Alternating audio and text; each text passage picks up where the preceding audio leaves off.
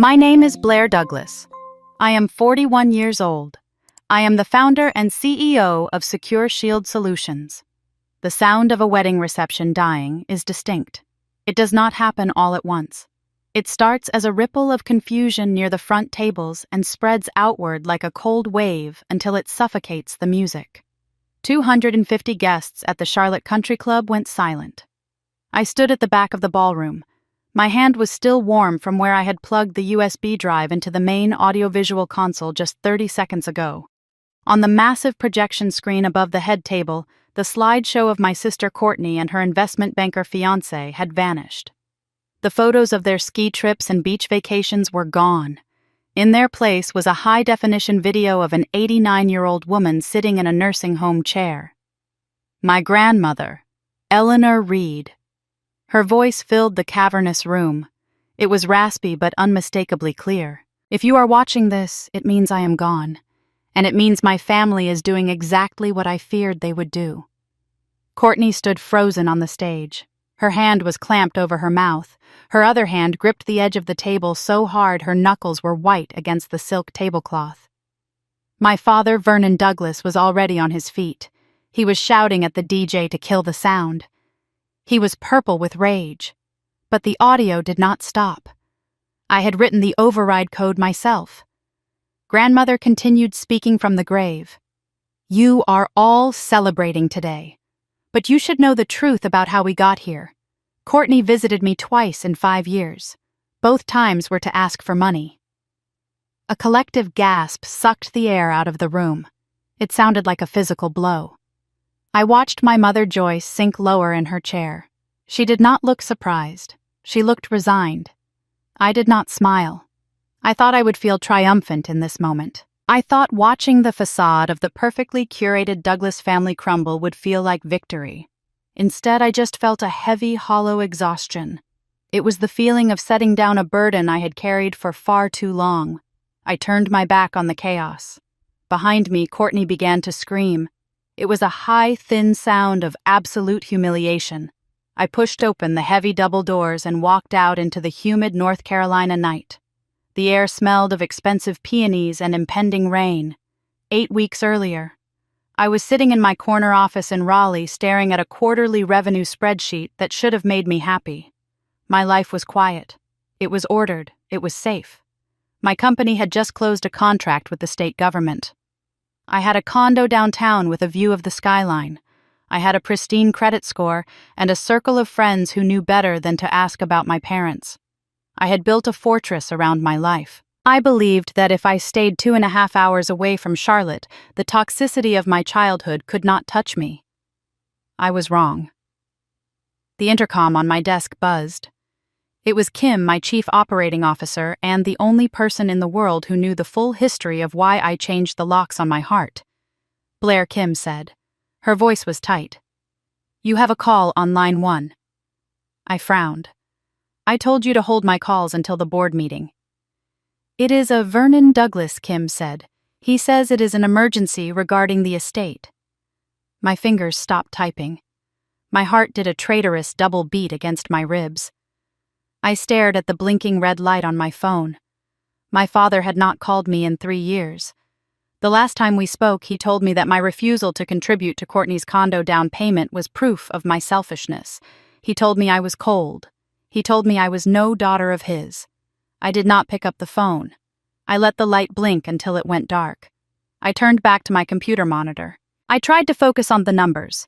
Revenue up 12%, client retention at 98%. But the silence in my office had changed. It was no longer peaceful. It was heavy. Then my cell phone vibrated against the mahogany desk.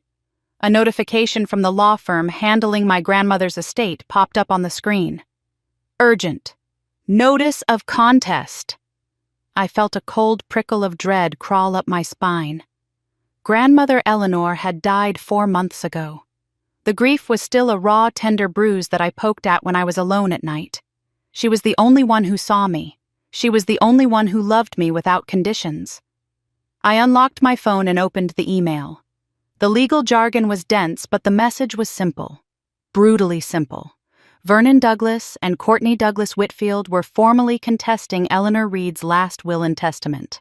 They were claiming undue influence. They were claiming that I, Blair Douglas, had manipulated a senile old woman into leaving her $2.3 million estate to me.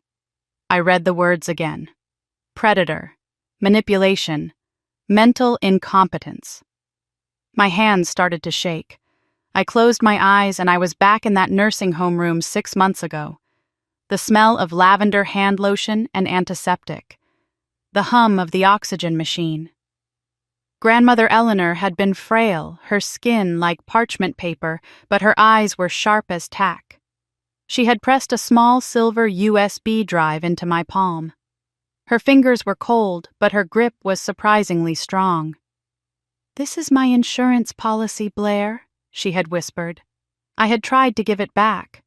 I told her I did not want to be involved in her war with my father. She had closed my fingers around the drive. "You do not have to use it," she said. "I want you to be free, Blair. That is all I have ever wanted. But they will not let you go easily. They love money more than they love the truth. If they come for you, if they try to rewrite history, you make them listen."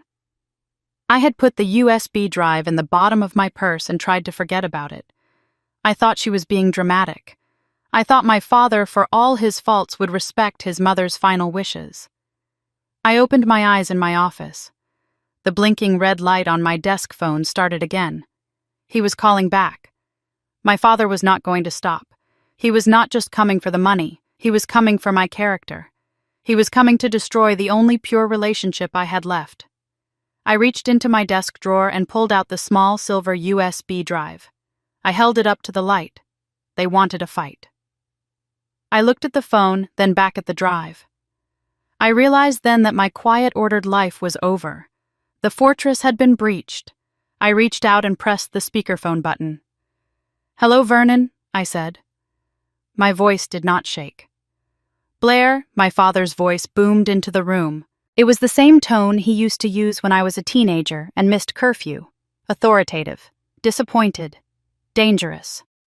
"I see you are finally deciding to be reasonable," he said. "We need to talk about what you did to your grandmother." I tightened my grip on the USB drive until the metal edges bit into my skin. "I did nothing to her," I said. "We have witnesses who say otherwise," he said smoothly.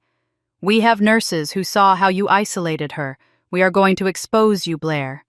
Unless you do the right thing and sign the estate over to the family, as if I were not part of it, as if I were an invading species." "You have 48 hours to decide," he said. "Do not make this ugly." The line went dead. I sat in the silence of my 7-figure company, surrounded by the awards I had won and the life I had built from scratch. And I felt the old familiar rage begin to burn in my chest.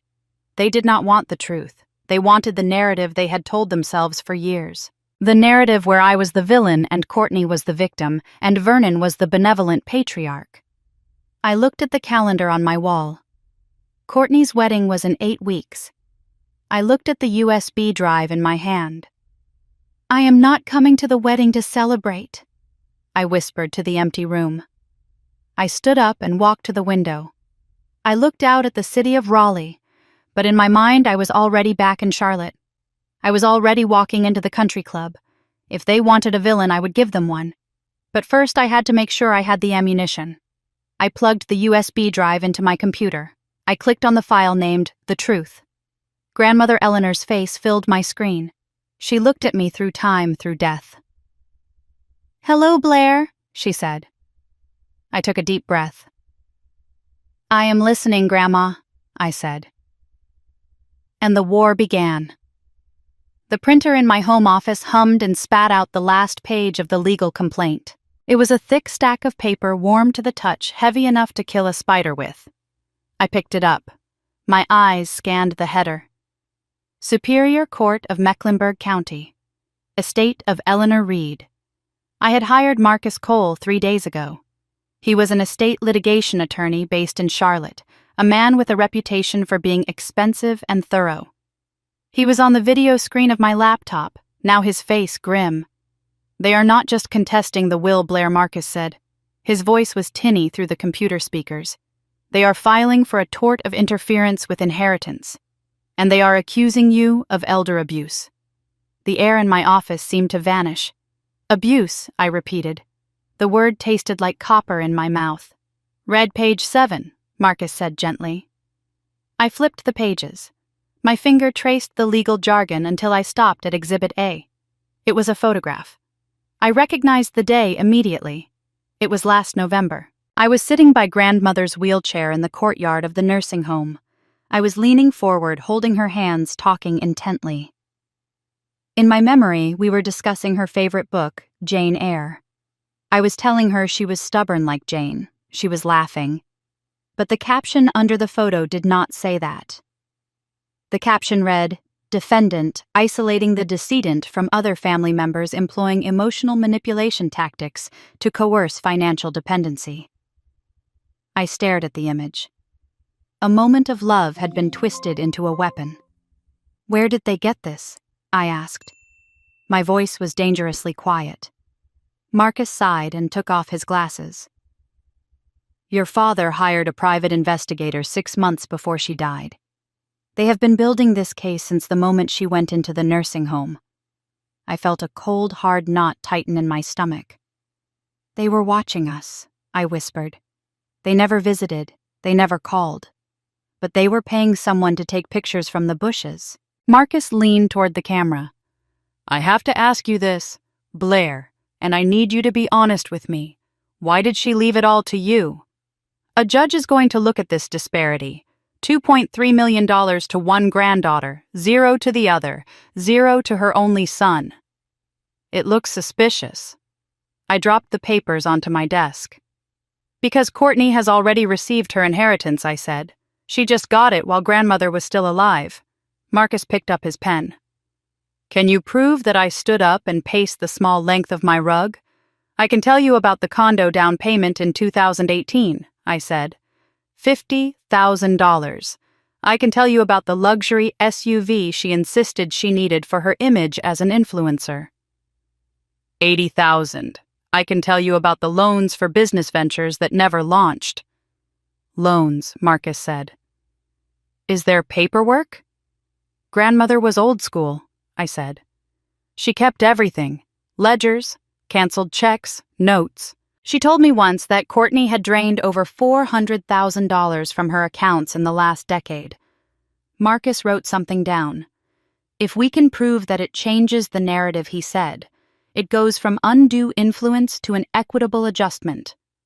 But we need the documents." "Do you have them?" "No," I said. "They are in her house." "The house that your father currently has keys to," Marcus said. "The house that belongs to the estate," I corrected, "which I am the executor of."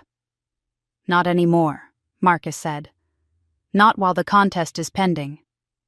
"You are in a gray area, Blair, and if your father gets a temporary injunction, that gray area turns into a brick wall." I looked at the photo again. The grainy image of me holding my grandmother's hands. "I need those documents, Marcus." "I will see what I can do," he said. "But Blair, be careful. They are playing for keeps." I closed the laptop. The silence of the house pressed in on me. I needed to hear his voice. I needed to hear the lie from the source. I picked up my phone and navigated to my voicemail. There were 5 messages from Vernon Douglas in the last week. I had not listened to a single one until now. I pressed play. The first message was from Tuesday. His voice was smooth, reasonable. "The voice of the pillar of the community. Blair, it is your father. We need to discuss the funeral arrangements and the estate. I know you are grieving, but we need to handle the business side of things. Call me." I pressed next. Wednesday. "Blair, I am trying to protect you here. People are asking questions about the will. I do not want your reputation damaged. We can handle this quietly within the family. Just sign the waiver." I pressed next. Friday. The tone had shifted. The polish was cracking. "You are being selfish, Blair. Just like you were when you left.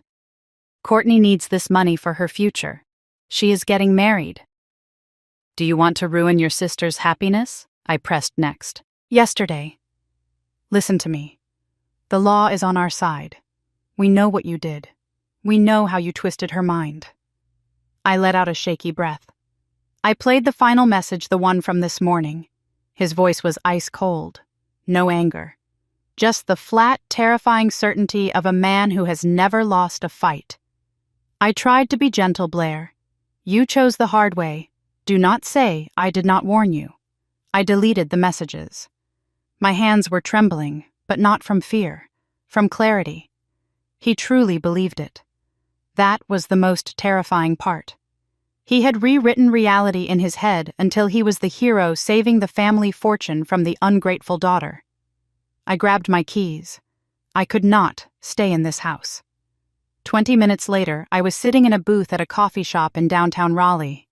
The noise of the espresso machine and the chatter of students was a welcome distraction. Kim Nguyen slid into the seat across from me. She put a large black coffee in front of me and a blueberry scone I would not eat. You look like you are ready to hit someone, Kim said. I told her about the lawsuit. I told her about the private investigator. Kim listened, her dark eyes narrowing. She had been my business partner for 7 years. She knew where the bodies were buried. So they want a war, she said. They want me to surrender, I said. They want me to admit I am the villain so they can feel good about stealing the money. Kim tore a piece off her croissant. Here's the question, Blair. Do you want to win the money? Or do you want them to admit they are wrong? I wrapped my hands around the hot paper cup. Both, I said. Kim shook her head slowly. You know you cannot have both. You can win the lawsuit. You have the truth.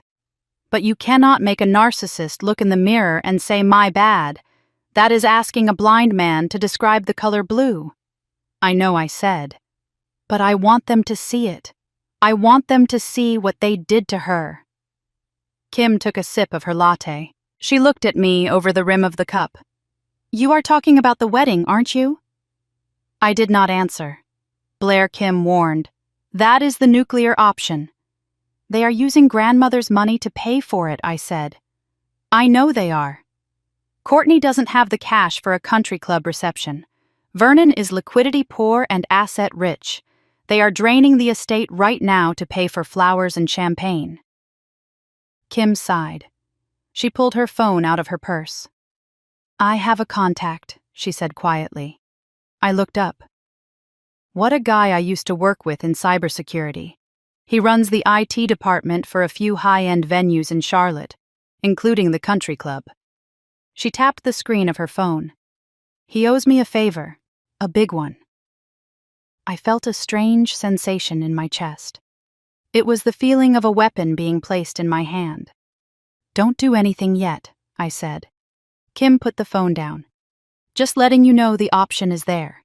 If you decide you want to burn it all down. I drove home with this window down, letting the humidity wreck my hair. When I pulled into my driveway, I checked the mailbox. Buried between a utility bill and a magazine was a thick, cream-colored envelope.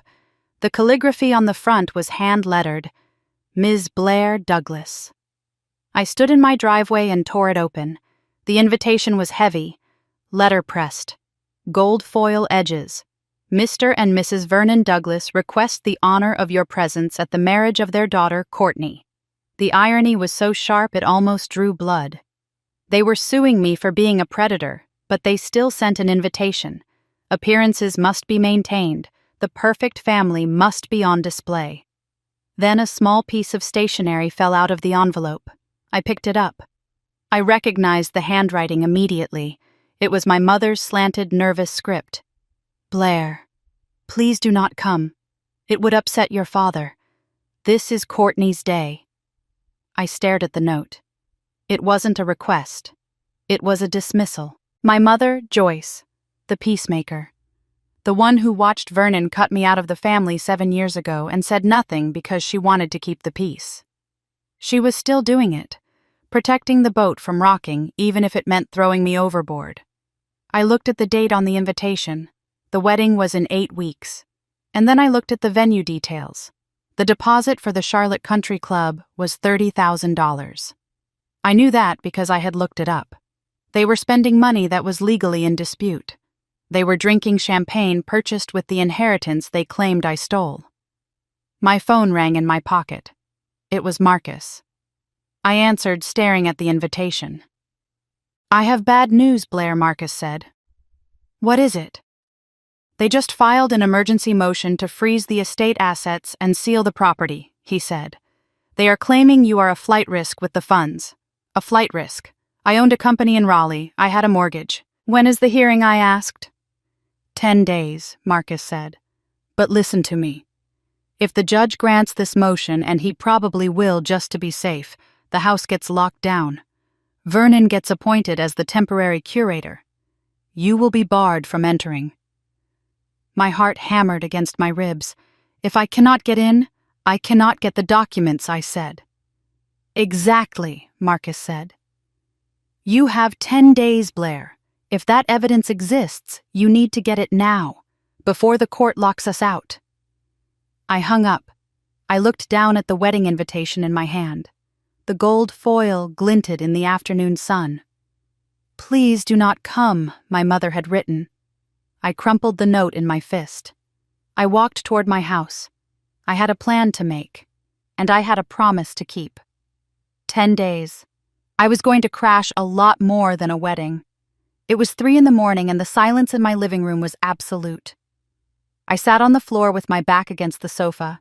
A glass of Pinot Noir sat untouched on the coffee table. In my hand, the silver USB drive felt heavy, like it contained something denser than gigabytes. I had spent the last 5 hours debating with myself.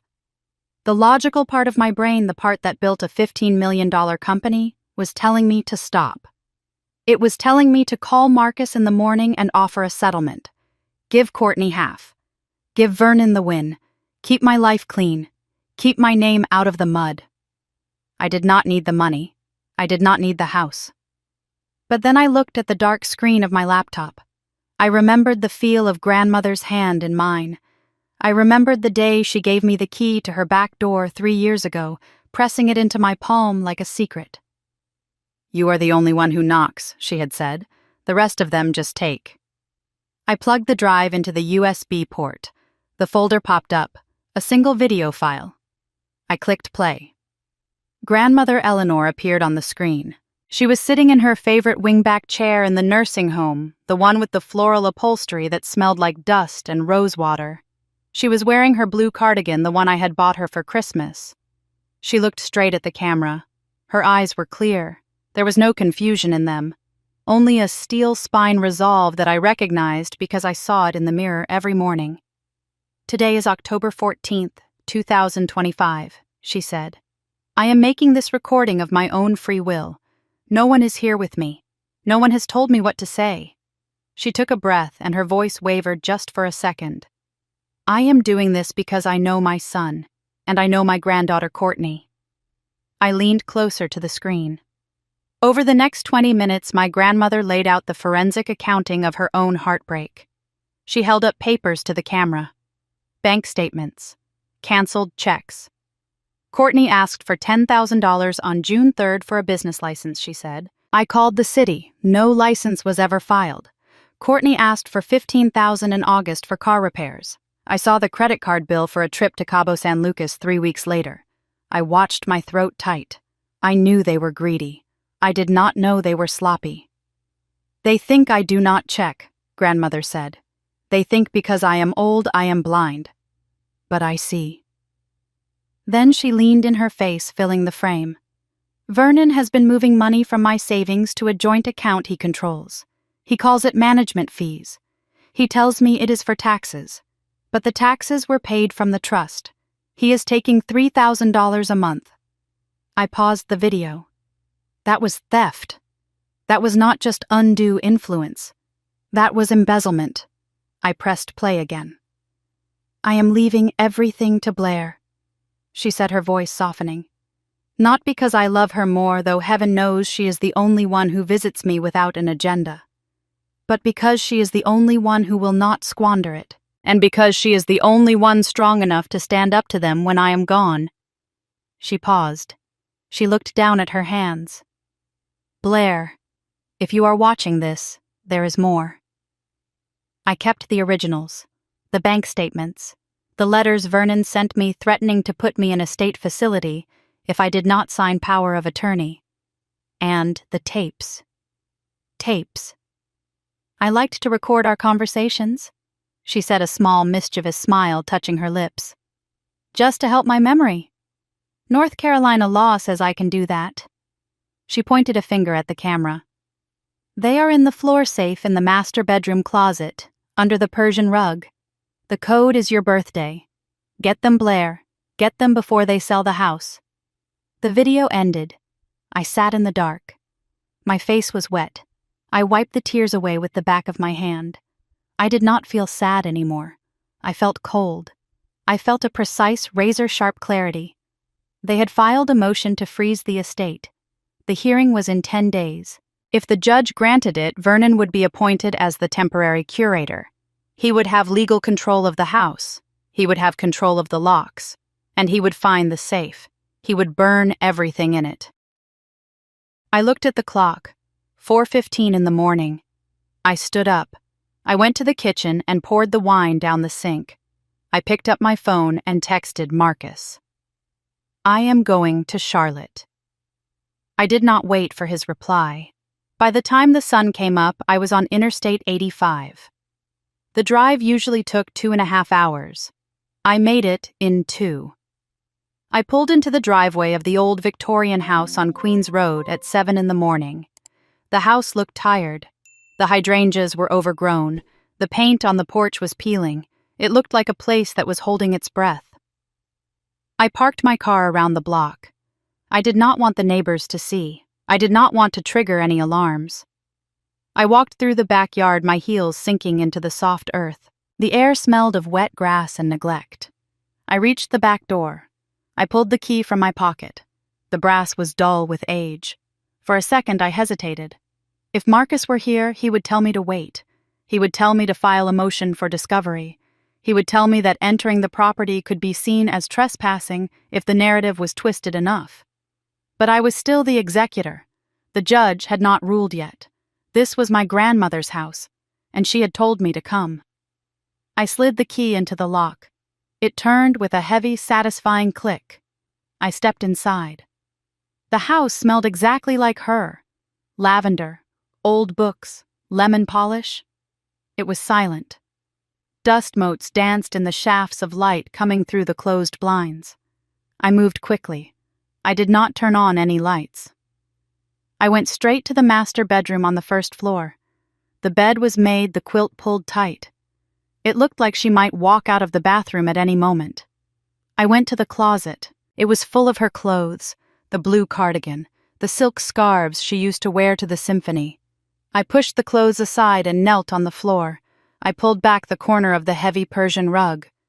There it was, a small square safe embedded in the floorboards. I typed in the code. My birthday, 0924. The light blinked green. The latch clicked. I pulled the heavy door open. My breath caught in my throat. It was all there. Manila folders thick with paper. A stack of cassette tapes labeled with dates and names. Courtney, Vernon, Joyce. I reached in and grabbed the first folder. I opened it. It was a bank statement from 3 years ago. Highlighted in yellow was a transfer of $15,000. Next to it, in grandmother's shaky handwriting, Courtney says she needs for investment. Laughed when I asked for business plan. I grabbed the tapes. There were dozens of them. I started shoving everything into the large tote bag I had brought with me. My heart was pounding a rhythm against my ribs. Hurry! Hurry! I had just cleared the last folder from the safe when I heard it, the sound of gravel crunching. I froze. A car engine cut off. A heavy car door slammed. I scrambled to close the safe. I threw the rug back over it. I stood up, clutching the tote bag to my chest. I heard the front door open. Hello, a voice called out. It was not a question. It was a challenge. It was Vernon. I stepped out of the closet and into the bedroom. There was no way out except through the hallway.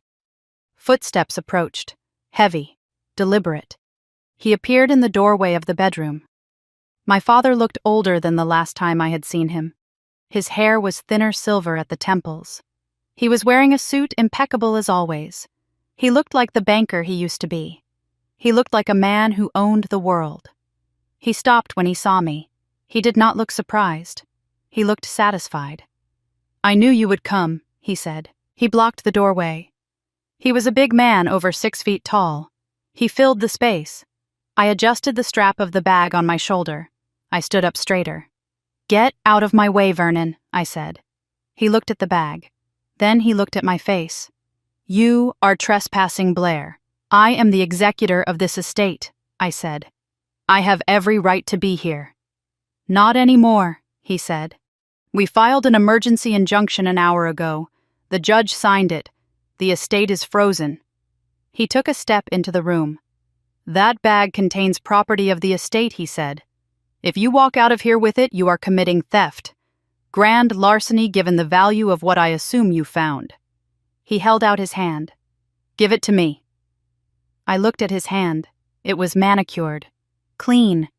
The hand of a man who stole millions with a pen and called it business. I looked him in the eye. "No," I said. Vernon laughed. It was a dry, humorless sound. "You really want to do this?" he asked. "You want to add criminal charges to the civil suit? I will call the police right now. I will have you arrested in your grandmother's bedroom.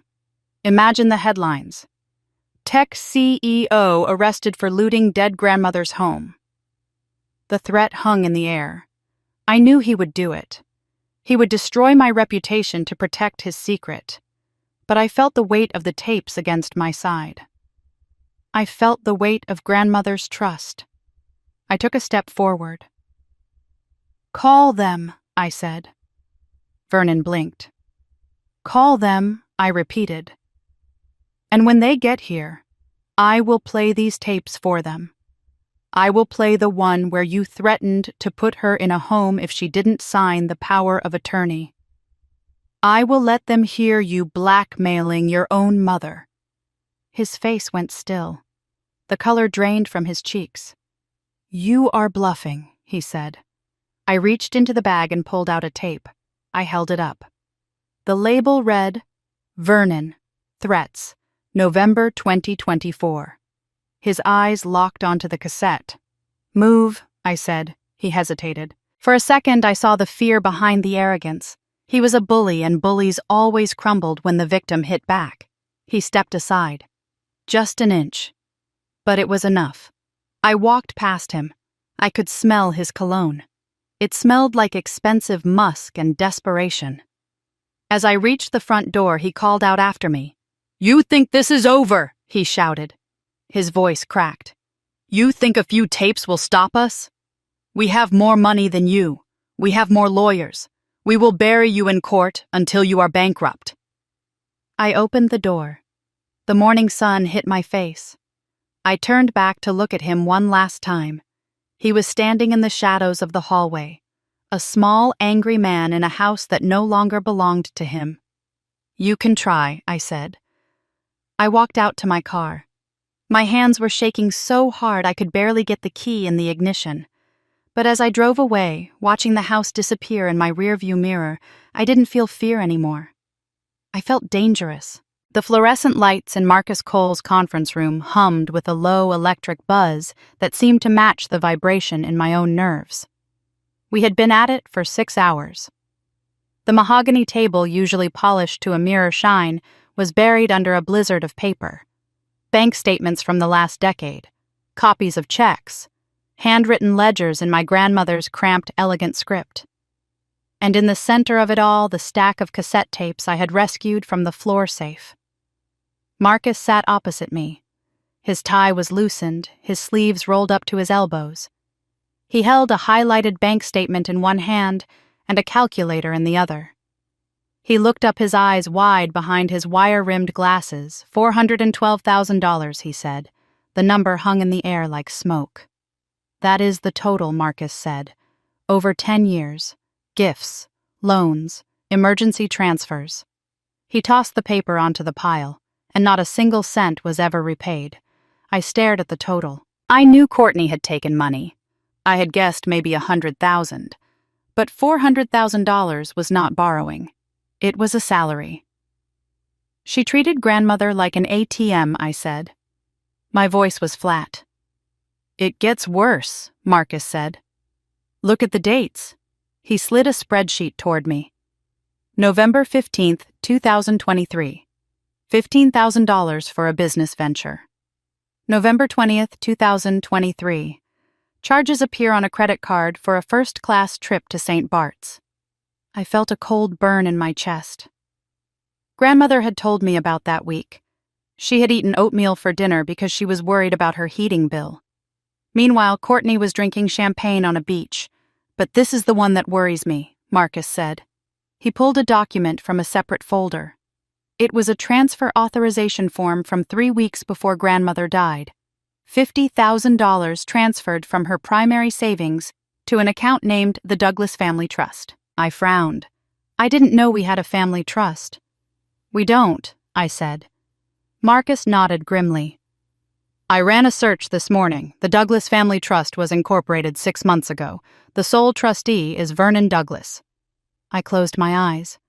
He didn't just influence her, I whispered. He was siphoning money into his own pocket while she was on her deathbed. This is conversion, Marcus said. It is civil theft. And if he was acting as her power of attorney or claiming to be her caretaker, it is a breach of fiduciary duty. He reached for one of the cassette tapes. But this, he said, tapping the plastic case, this is what destroys them. He put the tape into a small player on the table and pressed play. The sound was grainy at first. Then grandmother's voice cut through sounding tired. Courtney, I cannot give you another 5,000. I need that for my medication. Then my sister's voice, sharp, impatient. Grandma, stop being dramatic. You have plenty. And honestly, you are not going to be around to spend it forever. Do you want the government to take 40% in estate taxes? Or do you want me to have it? I watched Marcus's face as he listened.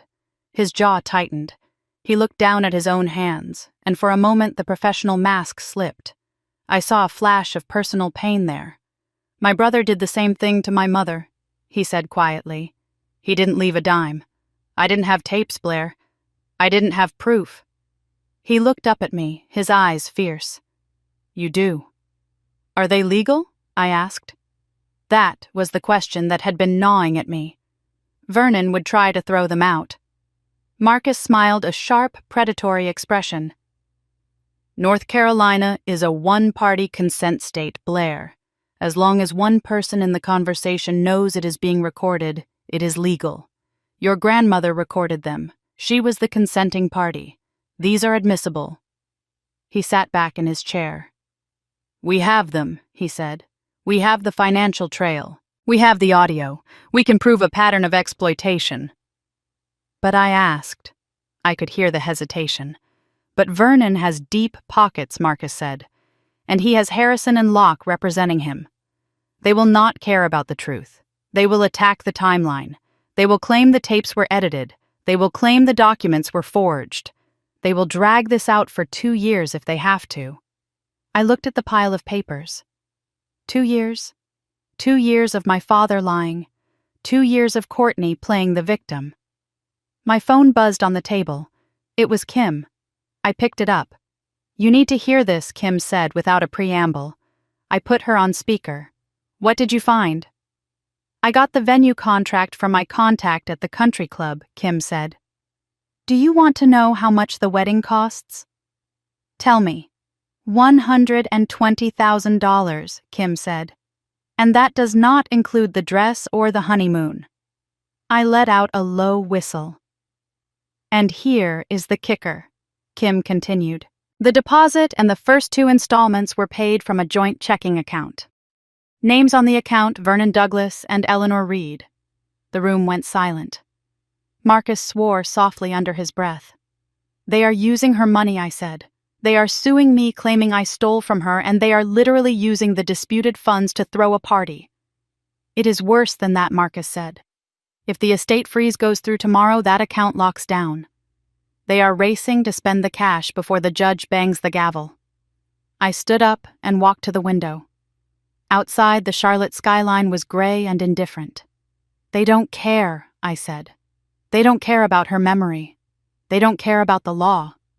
They just want the show. Kim's voice came through the phone again.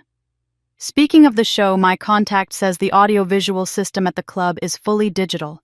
It runs on a standard network. If someone had, say, the administrator credentials, they could upload any media file they wanted to the main projector. I turned back to the table. I looked at the USB drive sitting next to my laptop. The drive containing the video testimony grandmother wanted the world to see. Can he get me the credentials? I asked. I am working on it, Kim said. But Blair, if you do this, there is no going back. I looked at the stack of bank statements. I looked at the evidence of my sister's greed and my father's theft. There was never any going back, I said. I hung up. Marcus was watching me carefully. You are planning something, he said. Something outside the courtroom. I didn't answer him. Instead, I started gathering the files. We have the hearing tomorrow, I said. Let's focus on stopping the freeze. Marcus didn't push. He knew better. I went back to my hotel room that evening. My head was pounding. I ordered a club sandwich from room service and stared at it without eating. My phone rang at 8 o'clock. The screen said Mom. I stared at it. Joyce Douglas had not called me in 6 months. She usually communicated through forwarded holiday emails or the occasional text message about the weather. I debated letting it go to voicemail. But a part of me, the part that was still a little girl wanting her mother to stand up for her, reached out and swiped answer. Hello, Mother, I said. Blair. Her voice was thin, tired. It sounded like she had been crying, or drinking, or both.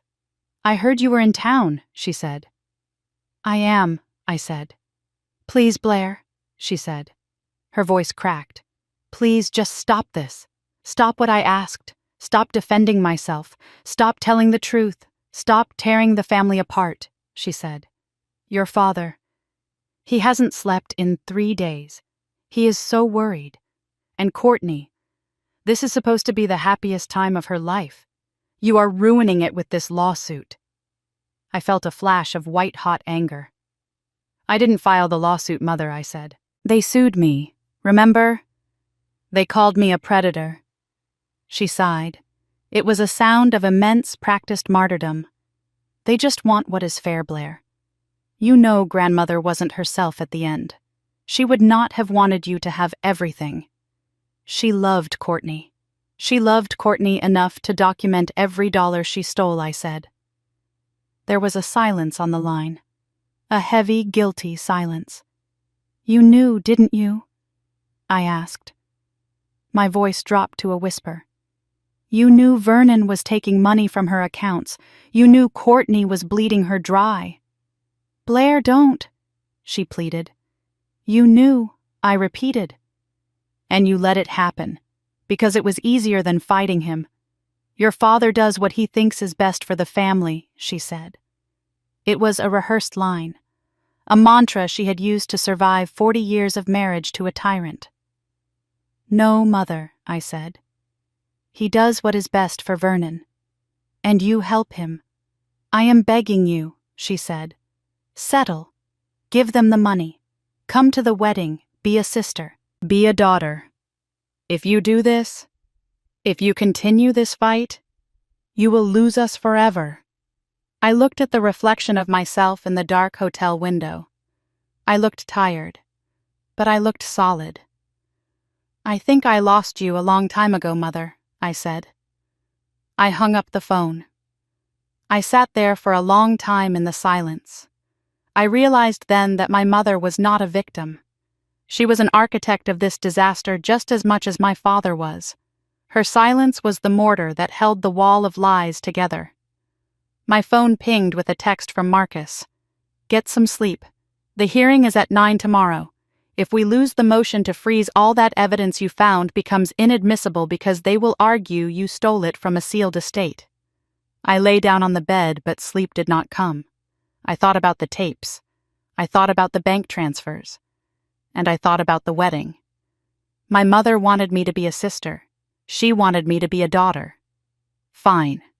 I would be the daughter Eleanor Reed raised. And I would give them a wedding gift they would never forget. The air in courtroom 3B smelled of floor wax and old anxiety. I sat at the defense table next to Marcus. My back was straight, my hands folded on top of the mahogany surface.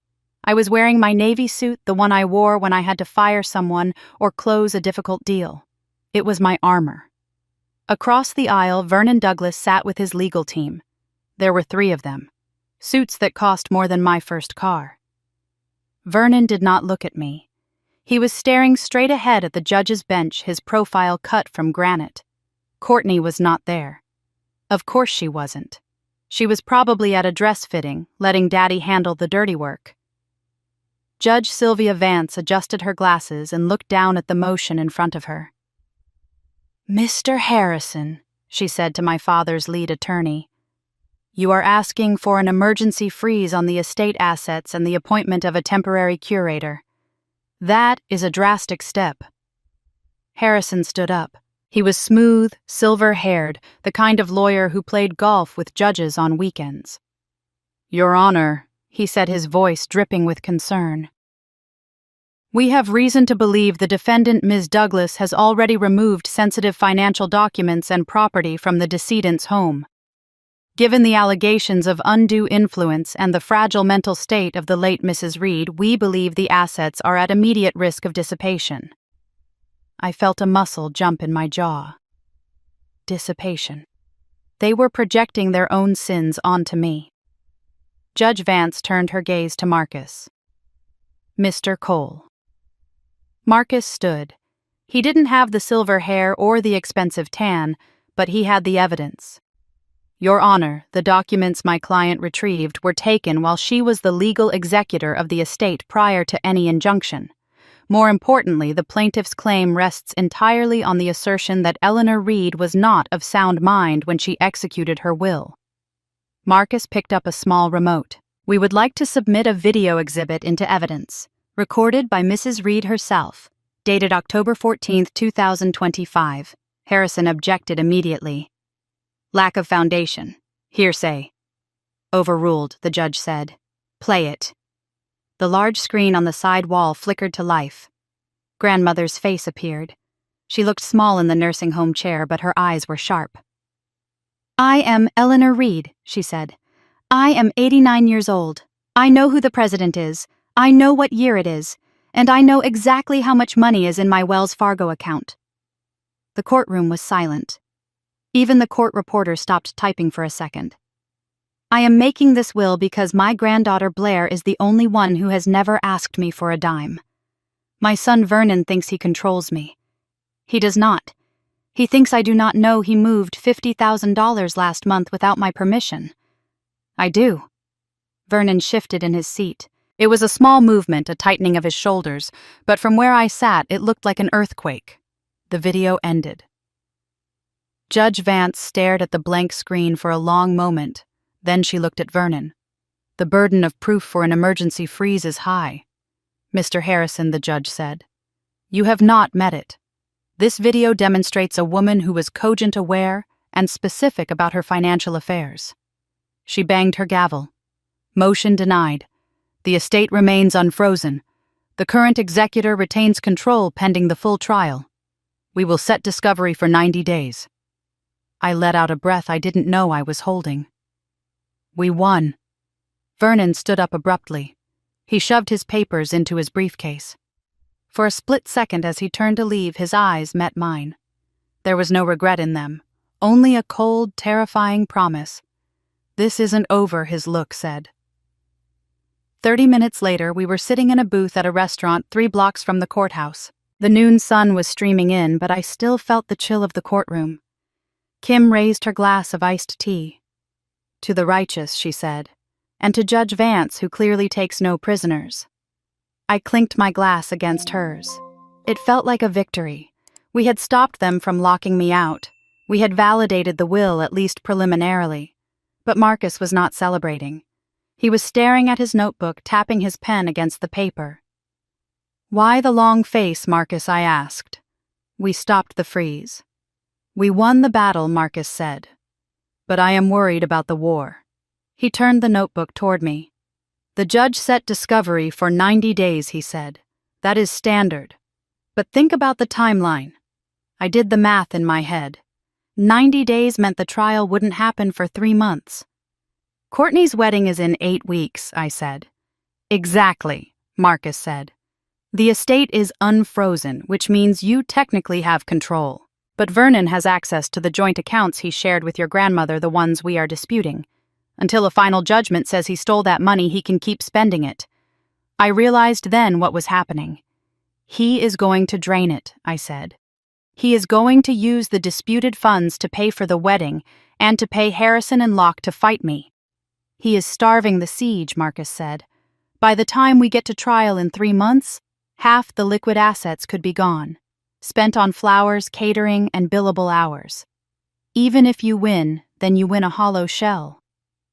I looked out the window at the busy Charlotte Street. "So the legal victory today?"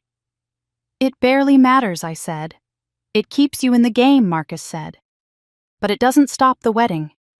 And it doesn't stop the spending." I went back to my hotel room alone. The adrenaline from the morning had faded, leaving behind a dull ache in my temples. I sat on the edge of the bed and opened my laptop. I had watched the first half of Grandmother's video a dozen times. The part about the money, the part about the theft. That was the evidence.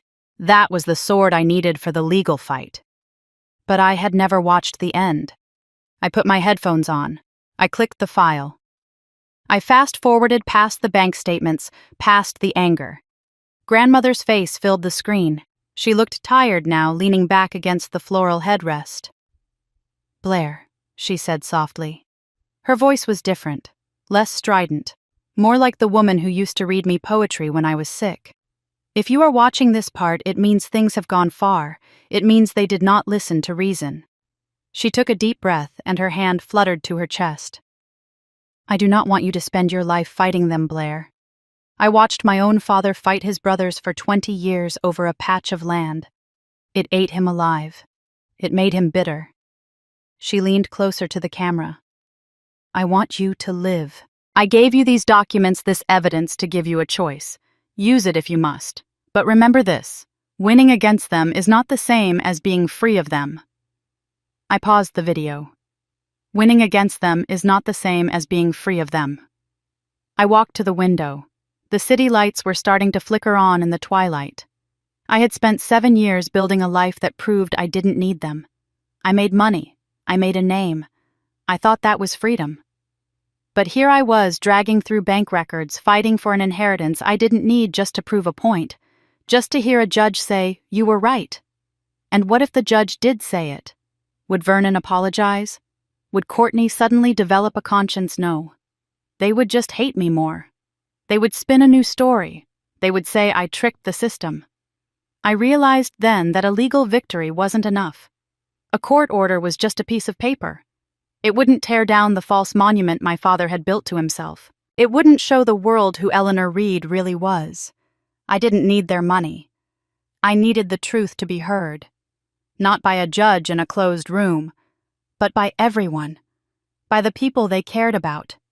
By the society they preened for. My phone rang, shattering the silence. It was Marcus. "I assumed you were calling with the bill," I said, trying to keep my voice light. "I wish," Marcus said. His tone was heavy, grave. "What happened? Vernon just filed a countersuit," Marcus said.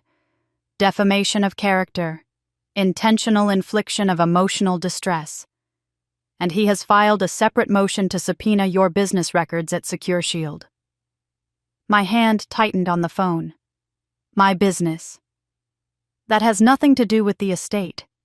He claims you used company resources to create forged documents," Marcus said. "It is nonsense, of course, but it allows him to dig through your client list, your financials, your emails." "He is trying to destroy my company," I said. "He is trying to make you radioactive," Marcus agreed. "And Blair?" "It is not just the courts. Have you seen Instagram? No, I said. I blocked Courtney years ago. Marcus hesitated.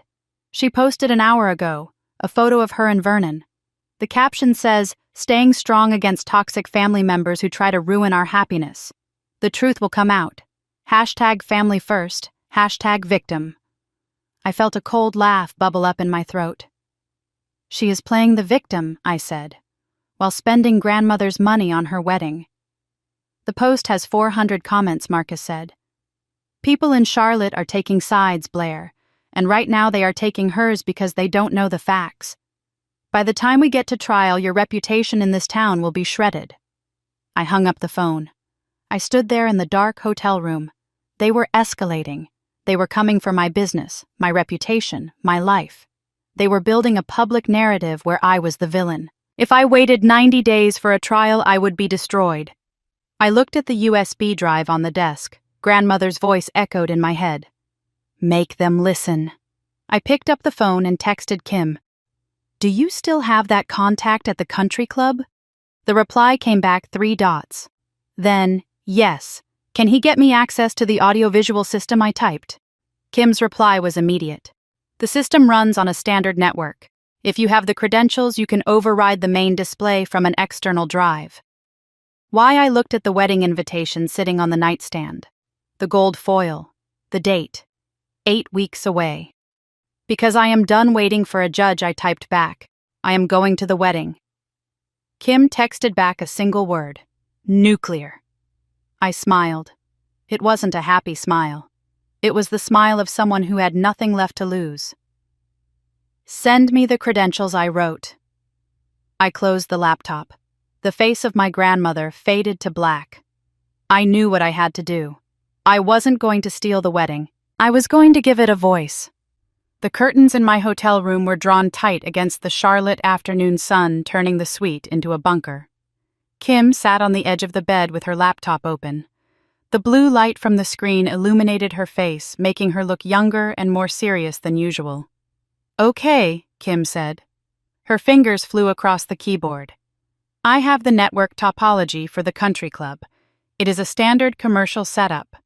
My contact gave me the administrator credentials for the audiovisual server. She turned the screen toward me. You have a 30-second window, she said. When the slideshow transitions between the childhood photos and the couple photos, the system buffers. That is your door. You plug in the USB, override the playlist, and hit execute. I looked at the diagram on the screen. It looked like a map of a battlefield. It is simple, I said. Technically, yes, Kim said. She closed the laptop and looked at me. Morally? That is a different question. I stood up and poured myself another cup of lukewarm coffee from the hotel machine. We talked about this, Kim. Kim stood up too. She walked over to me and took the coffee cup out of my hand. I know what we said, Blair, but I need you to look at me. You are talking about hijacking a wedding. You are talking about playing a video that accuses the father of the bride of theft in front of 300 people. She paused. Once you do this, there is no coming back. You will not just be the estranged sister. You will be the pariah. You will be the woman who destroyed the happiest day of her sister's life. I walked to the window and pulled back the curtain just an inch. A slice of light cut across the carpet. It is not a happy day, Kim, I said. It is a pageant paid for with stolen money. But is it worth it? She asked softly. Is it worth your peace? I thought about grandmother. I thought about the way she looked in that nursing home bed, small and fragile, while Vernon drove a new Mercedes bought with her savings. I am not doing it for me, I said. I am doing it because they silenced her while she was alive. I will not let them silence her now. Kim looked at me for a long moment. Then she nodded. Okay, she said.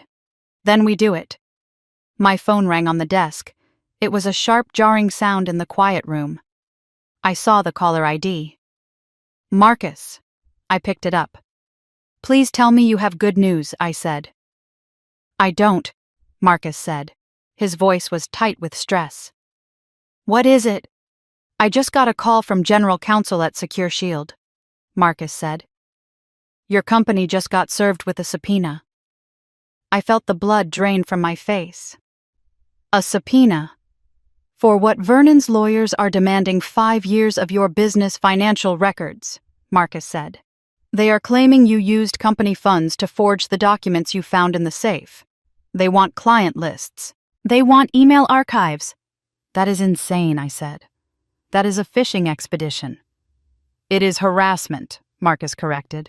But that is not the worst part. Vernon hired a private investigator, Blair, a man named Garris. He has been calling your board members. My hand gripped the phone so hard my knuckles turned white. He is calling my board. He is asking them if they are aware of the allegations of elder abuse against their CEO, Marcus said. He is poisoning the well, Blair. He isn't trying to win the lawsuit anymore. He is trying to get you fired. I sank onto the edge of the bed. My company was everything to me. I built it from nothing. I worked 18-hour days for a decade to build a reputation for integrity. He is trying to burn it down, I whispered. He wants you to back off, Marcus said. This is the squeeze. He is betting you love your company more than you hate him. I hung up the phone. My hands were shaking. He was attacking my livelihood. He was attacking the one thing that was undeniably mine. Kim was watching me. She didn't need to ask. She knew. He is going after Secure Shield, isn't he? She asked. I nodded. Kim opened her laptop again. Her eyes were hard. If he wants to play in the dirt, she said, let's see what kind of mud he is standing in. She started typing furiously. What are you doing? I asked. I am doing a little due diligence on the happy couple, she said. I was looking at the vendor list earlier to understand the venue layout. I saw the name Derek Whitfield. Courtney's fiancé, I said. Investment banker. Perfect pedigree. Kim hit a key with a flourish. Or not, she said. She turned the laptop toward me. On the screen was a public filing from the Securities and Exchange Commission. Derek Whitfield is currently under investigation for insider trading, Kim read. It hasn't hit the news yet because it is still in the inquiry phase. But the subpoena was issued last week. She clicked another tab. And look at this. It was a social media profile of a woman, a young executive assistant at Derek's firm. The photos were public. There were dinners, late nights at bars, and one photo tagged 3 days ago of 2 hands intertwined on a table. One hand wore a distinct college class ring. That is Derek's ring, I said. I recognized it from the engagement photos. He is cheating on her, Kim said. He is broke. He is about to be indicted and he is sleeping with his assistant. Kim looked at me. We could leak this, she said, right now. We could send this to the Observer. The wedding would be over before it started. Vernon would be humiliated. I stared at the screen. It was the perfect weapon. It would destroy Courtney's happiness. It would shame my father. It would stop the wedding without me ever having to step foot in the country club. It was exactly what Vernon would do. I looked at the photos of the other woman. I looked at the legal filings. No, I said. Kim blinked. No. This isn't about Derek, I said, and it isn't about hurting Courtney just to hurt her. But this destroys their narrative, Kim argued. It destroys the wrong narrative, I said. I walked away from the computer. If I use this, I am just a vindictive sister throwing mud. This makes it a tabloid drama. I picked up the USB drive from the table. This isn't about who Courtney is marrying, I said. This is about who my father is. This is about what they did to grandmother. If I use Derek's secrets, grandmother's voice gets lost in the scandal. I handed the USB drive to Kim. We stick to the plan, I said. We play the video. We tell the truth. We don't stoop to their level. Kim closed the laptop. She looked at me with a new kind of respect. You are a better person than I am. Blair Douglas, she said. That evening, the air in Charlotte was heavy with the threat of a storm. I was alone in my hotel room. Kim had gone to meet her contact to get the final credentials. I was packing my bag, preparing for the morning. My black dress was hanging on the door. Grandmother's pearl necklace was laid out on the dresser. There was a knock at the door. I frowned. I wasn't expecting room service. I looked through the peephole. My heart stopped. Vernon Douglas was standing in the hallway. He was alone. He was wearing a charcoal suit. He looked calm, terrifyingly calm. I debated not answering, but I knew him. He wouldn't leave. He would stand there all night if he had to. I opened the door. I didn't invite him in. I blocked the entrance. "Hello, Father," I said. He didn't say hello. He didn't look at me with anger. He looked at me with disappointment. "I know you are planning something, Blair," he said. His voice was low, cultured. The voice that convinced boards to merge and investors to sign checks. "I don't know what it is," he continued, "but I know my daughter. You never could let things go." He reached into his jacket pocket. He pulled out a thick, white envelope. He held it out to me. I didn't take it. "What is this?" I asked. He smiled. It wasn't a nice smile. "It is a medical report," he said. "From a Dr. Aris. He specializes in geriatric cognition." I frowned. I never heard of him. Grandmother's doctor was Dr. Evans. Vernon shrugged. "Dr. Aris reviewed your grandmother's file. He has signed a sworn affidavit stating that in her final months, Eleanor was highly susceptible to coercion. He notes that her sudden change in estate planning coincides with your undocumented visits." "It is a lie," I said. "A fabrication. It is an expert opinion," Vernon corrected. "And inside this envelope are also photos of you entering her home 2 nights ago. Removing property." He took a step closer. I could smell his expensive cologne. It made me nauseous. "Here's the deal, Blair." He tapped the envelope against his hand. "If you show your face at the wedding tomorrow, or if you try any stunt, I will release this file to the press." The Charlotte Observer is holding a space for me on the front page of the Sunday edition. He paused to let the words sink in. Tech CEO manipulated dying grandmother. That will be the headline. Your board will fire you by Monday morning. Your clients will flee. You will be finished in this state. I stared at him. "You would destroy your own daughter's career," I whispered, "just to protect your image." He looked me in the eye. His eyes were flat. Dead. "I am protecting this family," he said. "You are the one trying to destroy it." He tossed the envelope onto the table just inside the door. "Enjoy the wedding from Raleigh, Blair. Do not come to the club." He turned and walked down the hallway. He didn't look back. I slammed the door and locked it. I leaned against the wood, my breath coming in short, sharp gasps. I walked over to the table and tore open the envelope. The report was exactly what he said. Official letterhead.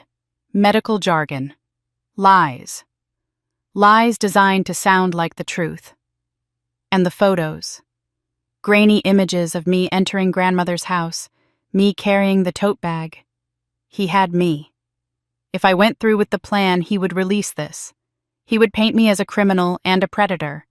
My company, my reputation, everything I had built would be gone. I sank to the floor.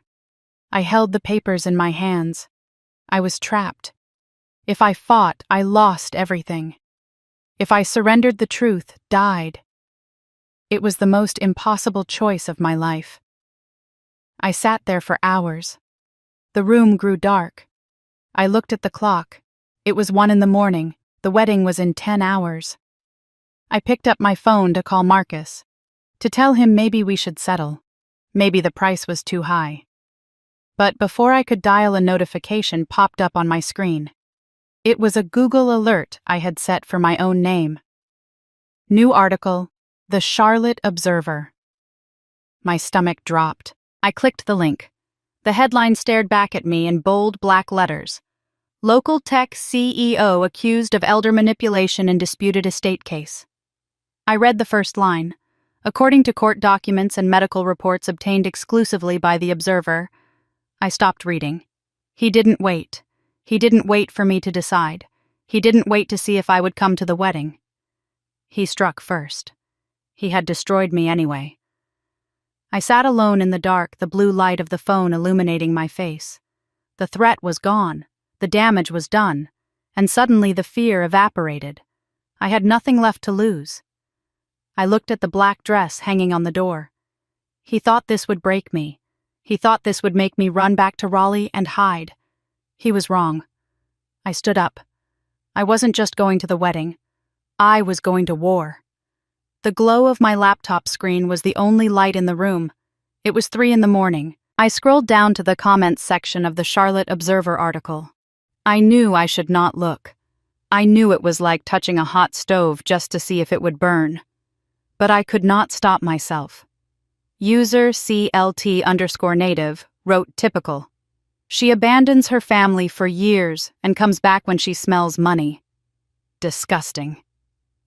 Another one South Park mom wrote, I heard she did not even go to her grandmother's birthday parties, and now she claims she was the favorite predators come in all shapes and sizes. I read them all. Dozens of strangers who had never met me never met Eleanor Reed dissecting my character based on a lie my father had fed to a reporter over a scotch. I felt a strange cold paralysis spreading through my limbs. For 7 years I had defined myself by my competence. I was the one who solved problems. I was the one who built things. I was the one who walked away and succeeded. Now, in the span of 6 hours, my father had stripped that away. To the world, to my clients, to my board of directors, I was not a CEO. I was a vulture. I closed the laptop. The silence in the hotel room was deafening. I looked at the USB drive sitting on the nightstand. What was the point? If I went to the wedding now, I was just proving them right. I would be the crazy, vindictive sister crashing the party. The article had already inoculated the guests against the truth. They would see the video and think it was a deep fake or a manipulation. I picked up the drive. It felt light. Insignificant. I should just go home, I whispered. I could drive back to Raleigh. I could hire a crisis PR firm. I could spend the next 5 years fighting this in court quietly while Courtney lived her perfect life, and Vernon kept his crown.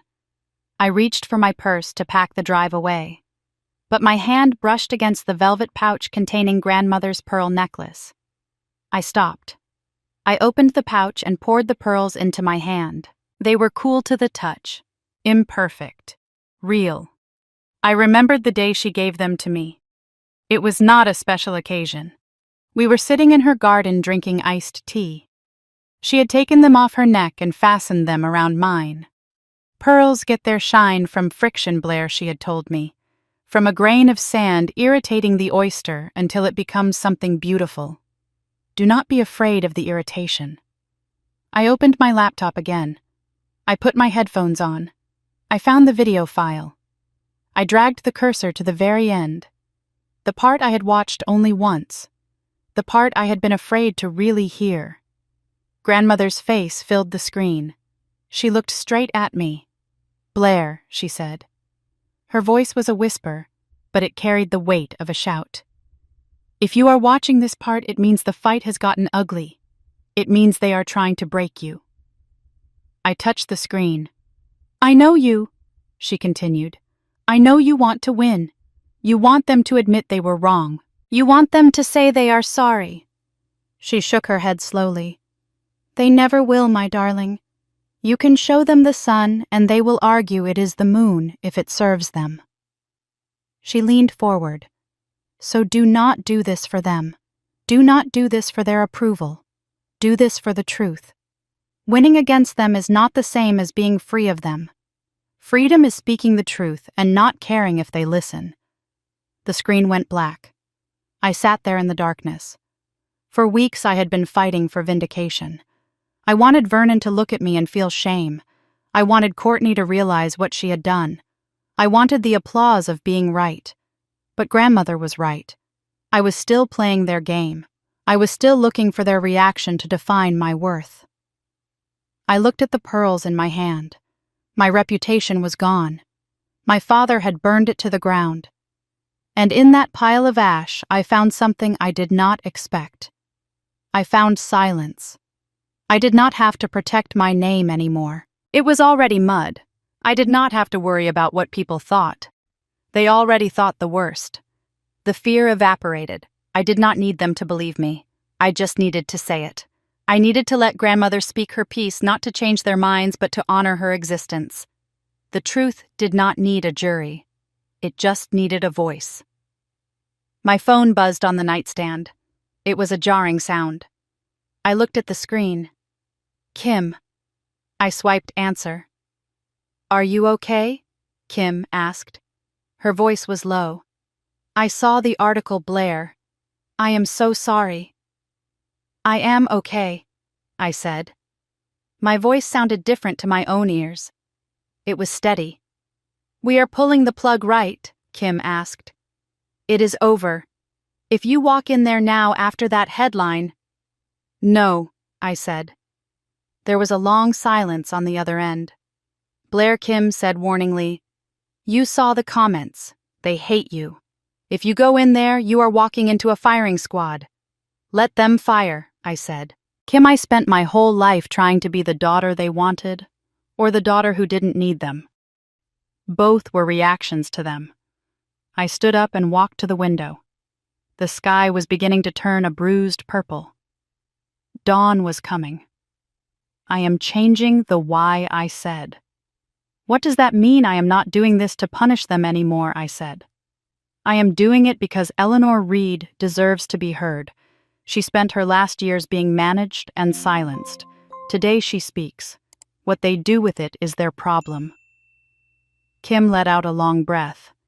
"You know they will escort you out. It might get physical." "I know. You know this might not save your company." "I know," I said. "But I can rebuild a company. I cannot rebuild my soul if I walk away today." Kim paused. "Okay," she said. "Then we do it. The code is ready." I hung up. I went to the bathroom and splashed cold water on my face. I looked at the woman in the mirror. I looked tired. There were dark circles under my eyes, but the tightness in my jaw was gone.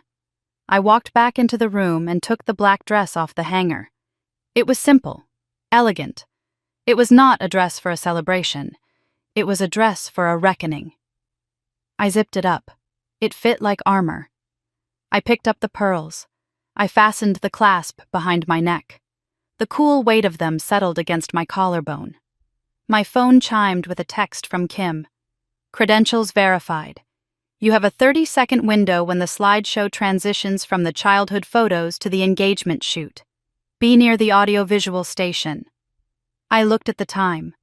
The ceremony started in 2 hours. The reception was at 1. I checked my email one last time.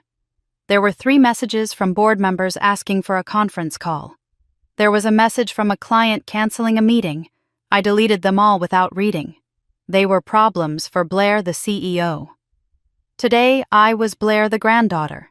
I picked up the USB drive. I put it in my clutch. I walked to the door. I took one last look at the hotel room, at the unmade bed, at the empty coffee cup. I was leaving the old version of myself in this room. The version that cared about being good. The version that feared being misunderstood. I opened the door and stepped into the hallway. The elevator ride down was smooth. The lobby was bustling with morning activity. People drinking coffee, checking their phones. Normal life. I walked out the front doors. The valet was bringing my car around. My phone vibrated in my hand. I looked down. It was a text message from an unknown number. I hesitated, then opened it. "I know you are coming." My heart skipped a beat. I stared at the message. "I cannot stop your father. He is beyond reason. But I wanted you to know. I kept the baby blanket, the one Grandma knit for you. It is in the attic." I stared at the words. It was Joyce, my mother. She wasn't telling me to stay away. She wasn't begging me to settle. For the first time in my life, she wasn't parroting Vernon's words. She was acknowledging that I existed, that I had a history. I felt a sudden stinging behind my eyes. It wasn't forgiveness. It was too small for that. But it was a crack in the wall. I typed back. "I will be okay, Mom. I am just keeping my promise to her." I hit send. The valet pulled my car up.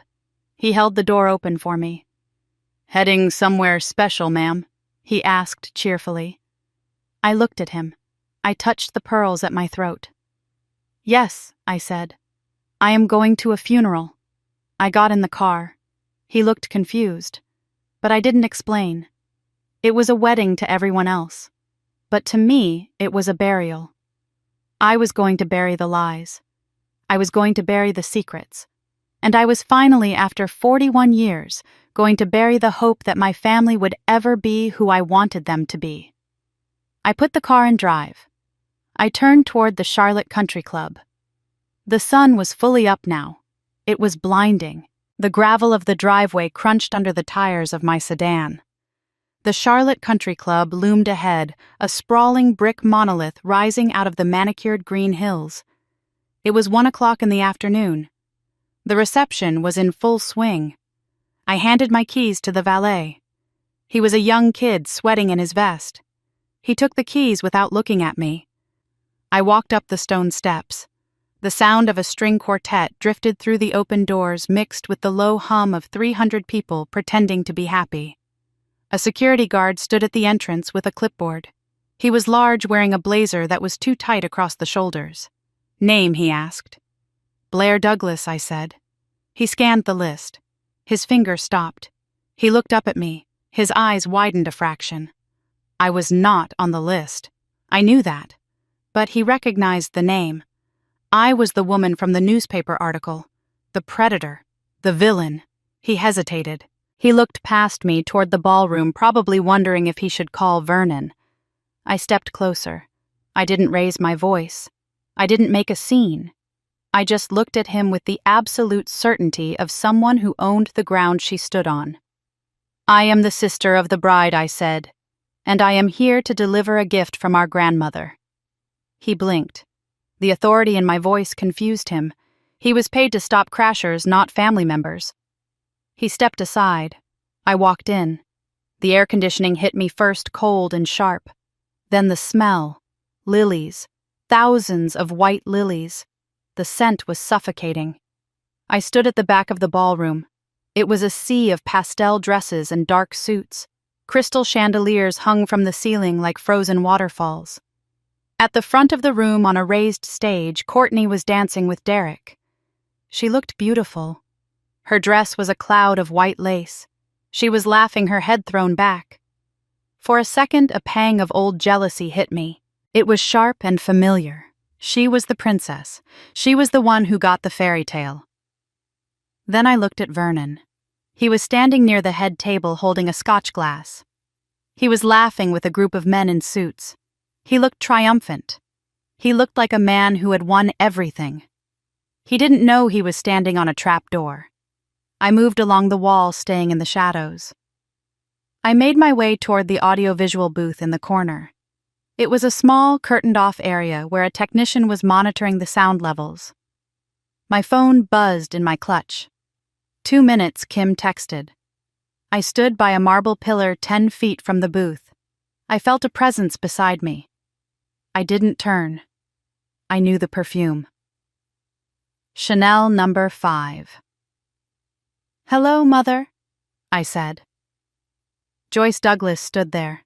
She was wearing a pale blue dress that washed her out.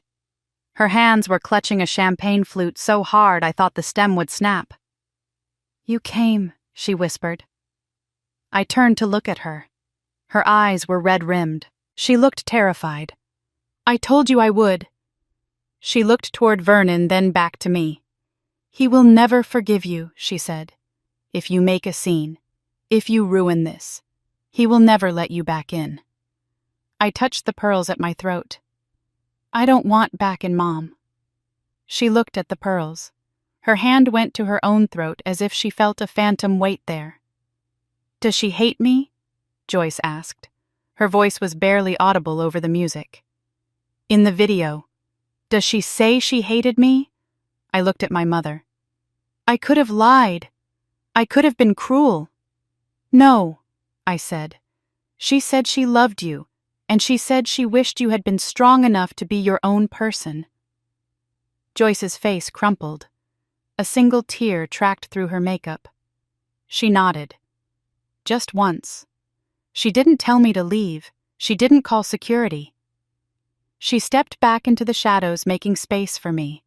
It was the most courage she had shown in 40 years. I looked at the stage. The music was changing. The string quartet faded out. The DJ took over. "Ladies and gentlemen," the DJ's voice boomed, "please turn your attention to the main screen for a look back at Courtney and Derek's journey." The lights dimmed. A giant projection screen lowered from the ceiling. Photos began to slide across it. Courtney as a baby, Courtney at ballet, Courtney graduating. I slipped into the booth. The technician was distracted watching the screen. I saw the main console. There was a USB port on the side, just like Kim said. The slideshow transitioned to a photo of Courtney and Derek on a boat. 30 seconds. I reached out. I plugged the silver drive into the port. I typed the override command into the small keypad Kim had described. It was 3 digits. Execute. I stepped back out of the booth. On the screen, the photo of the boat flickered. It froze. The music cut out with a sharp screech of feedback. The room went silent. Then the face of Eleanor Reed filled the wall. It was 10 feet tall. Every wrinkle, every gray hair was visible in high definition. The silence in the room changed. It went from confused to heavy. "Hello, everyone," Grandmother's voice said. It echoed off the vaulted ceiling. "If you are seeing this, it means my granddaughter Blair kept her promise. I asked her to share this message because I knew my family wouldn't." I saw Vernon drop his glass. It shattered on the dance floor, but no one looked down. Courtney stopped dancing. She stared up at the screen, her mouth open. "I am Eleanor Reed," the voice continued. "Former professor of literature, grandmother, and someone who spent her last years being managed instead of loved." The video cut to the clip I had selected. I watched the crowd. I didn't watch my family. I watched the pillars of Charlotte society, the bankers, the lawyers, the neighbors. I saw their faces change. Grandmother held up a bank statement on the screen. "My granddaughter Courtney asked me for money 42 times in 5 years, she said. $400,000. She called it borrowing. But you only borrow if you intend to pay it back." A gasp rippled through the room. It sounded like air escaping a tire. I saw Derek step away from Courtney. Just a half step. But it was a canyon. The video cut again. Grandmother looked fierce now. "And my son Vernon, he told you I was senile. He told you I needed protection. But he was the one moving money from my accounts while I slept. He was the one threatening to put me in a state facility if I didn't sign the checks." On the screen, she played a tape recording. Vernon's voice unmistakable, threatening her. "Sign the paper, Mother, or you will die in a charity ward." The room was frozen. It was absolute suffocating horror. Then Grandmother leaned into the camera for her final words. "I leave everything to Blair, because she is the only one who visited me for me, not for what I could give. She is the only one who didn't wait for me to die." She smiled. It was a sad, beautiful smile. "To my friends, to my former students, this is my truth.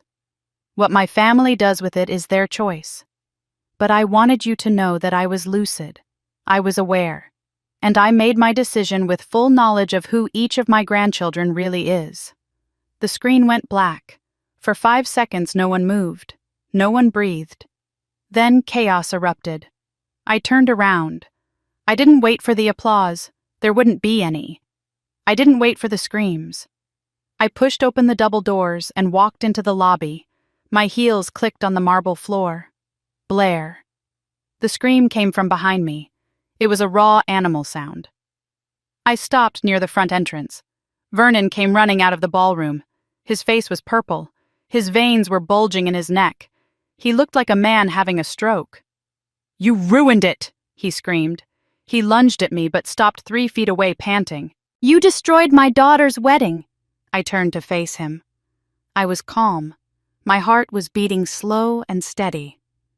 "No, Father," I said. "I just played a video. You destroyed her wedding.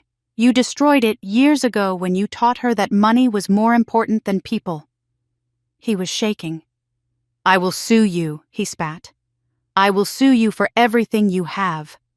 I will bury you. This is defamation." I shook my head. "No," I said. "Defamation is a lie. That was the truth. And it was recorded with consent by your own mother." He stared at me. He opened his mouth, but no words came out. He was realizing finally that his threats didn't work anymore. The secret was out. The weapon was empty. Behind him, I saw Courtney in the doorway. She wasn't screaming. She was sobbing, slumped against the doorframe. Derek was nowhere to be seen. Vernon looked back at the ballroom, then at me. "You have no family," he said. His voice was low, venomous. "You are dead to us." I looked at him. I looked at the man who had terrified me for 40 years, the man whose approval I had chased until I was breathless. And I felt nothing. "You are right," I said. "I don't have a family here." I turned my back on him. "But I have the truth," I said over my shoulder. "And I have my freedom. That is what she wanted for me." I walked out the front door. The valet was waiting with my car. He looked scared. He could hear the shouting. I got in. I didn't look back at the clubhouse. I didn't look back at the ruin I had left behind. I drove down the long, winding driveway. The sun was shining. The sky was a brilliant, impossible blue. I rolled down the window and let the wind hit my face. 3 months later, the autumn leaves were turning gold outside my office window in Raleigh. I sat at my desk signing payroll checks. The rhythm of the pen on paper was soothing. My phone rang. It was Marcus. I put him on speaker. "It is done," Marcus said. I put the pen down. "They dropped it." "They withdrew the lawsuit this morning," Marcus said. "And the defamation suit." Harrison advised Vernon that if they went to discovery, the forensic accountants would find a lot more than just the $50,000 he moved. He decided to cut his losses. I leaned back in my chair. "The estate is yours, Blair," Marcus said. "Officially. Legally." "Thank you, Marcus," I said. I hung up. I sat in the quiet office. I should have felt triumphant. I should have felt like popping a bottle of champagne. But I just felt peace. A quiet, steady peace. I opened my desk drawer. Inside was the silver USB drive. And next to it, the pearl necklace. I touched the pearls. The fallout had been swift. Courtney's marriage had lasted 2 weeks. When the news about Derek's insider trading indictment broke, she filed for an annulment. She was living in Vernon's guest house now. Vernon had stepped down from 2 charity boards. The society pages had stopped running his photos. He was still rich, but he was diminished. The Whisper network of Charlotte knew who he really was. Joyce had sent me 1 letter. It was short. It said she was going to therapy. It didn't say she was leaving him, but it was a start. And me, I donated half of the estate to the nursing home where grandmother lived. We built a library for the residents. It was full of the books she loved. Kim knocked on my doorframe. "Hey," she said. "You okay?" I looked up. I smiled. "I am," I said. "You don't look like someone who just won $2 million, she said. I picked up the USB drive. "I didn't win the money, Kim. I won my life back." I dropped the drive into the drawer and closed it. Grandmother wanted me to be free. She didn't mean free from debt. She meant free from the need to be seen by people who had their eyes closed. I stood up and grabbed my coat. "Come on," I said. "Let's go get lunch." I walked out of my office. I walked out into the cool autumn air. I was Blair Douglas. I was 41 years old, and for the first time in my life, I was exactly who I was supposed to be. Take a deep breath. That was a heavy journey, wasn't it? Seeing Blair walk out of that country club, leaving the wreckage of the lies behind her, feels like a moment of pure vindication. But if you look a little closer, you will see that this story wasn't really about revenge. It wasn't about ruining a wedding or exposing a greedy father. It was about the most difficult lesson any of us ever have to learn as adult women: the difference between winning a fight and finding your freedom. We often spend years, sometimes decades, trapped in the orbit of toxic family members. We twist ourselves into knots trying to explain our side, trying to prove we are good, trying to get just one moment of acknowledgement. We think that if we can just present enough evidence, if we can just say the right thing, they will finally wake up and see us. We want them to say, "I am sorry." Man, we want them to say, "You were right." Blair spent 40 years wanting that from her father. She wanted to be seen. But the hard truth, the one that Blair finally accepted in that hotel room at 3 a.m., is that some people are committed to misunderstanding you because their power depends on it. If you are waiting for a toxic parent or a manipulative sibling to validate your reality, you are handing them the keys to your happiness. You are letting them be the judge and jury of your life. Blair showed us that the only way to win a rigged game is to stop playing. She didn't play the video to change Vernon's mind. She played it to honor the truth. And once she did that, she didn't stick around to argue about it. She walked away. That is the lesson.